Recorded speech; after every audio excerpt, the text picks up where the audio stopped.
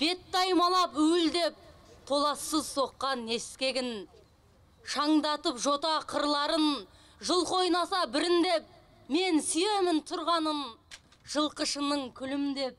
Ақынның туғанына 84 жыл. Бүгін Алматыдағы Мұқағали Мақатаев көшесінде орналасқан ақын ескерткішінің алдына барша оқырмандары гүл шоқтарын қойып өлеңдерін оқыды. 如果我跳进火海，你会怎样？我会寻找你，变成灰烬。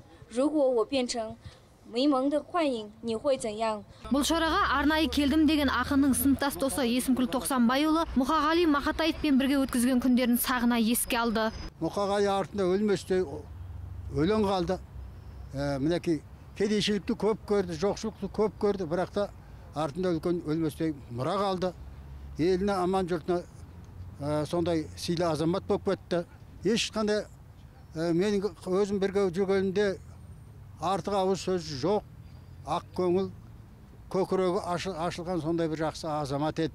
Жас ақындар өлең арнап, ақынның поэзиясын оқса, жас суретшілер ақын шығармашылығын көркем сурет ретінде бейнелепті. Бүгінгі жиынның өтуіне ұйытқы болған Нөкетаева Динар Мақатаев поэзиясын қалай ардақтасақ та жарасады дейді. 20 ғасырда осындай ақиық ақын, мұзбалақ ақын өзінің қысқа ғана өмірінде халық үшін осындай үлкен жырларын қалдырса, қазір осы 21 ғасырда да оның поэзиясы жастарға құрдас болып отыр.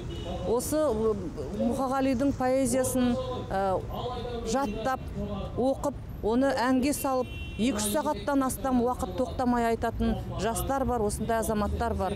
Ақынның жырларымен сусындап өскен жастар бірінен кейін бірі өлең оқып жатты. Бұл Мақатай поэзиясының өміршеңдігі мен жалпы халықтық сипат алған оқылымдылығын айқын аңғартады деді жиналғандар. Ақбота Мұсабекқызы, Дәурен Әбішев, Қазақньюс, Алматы.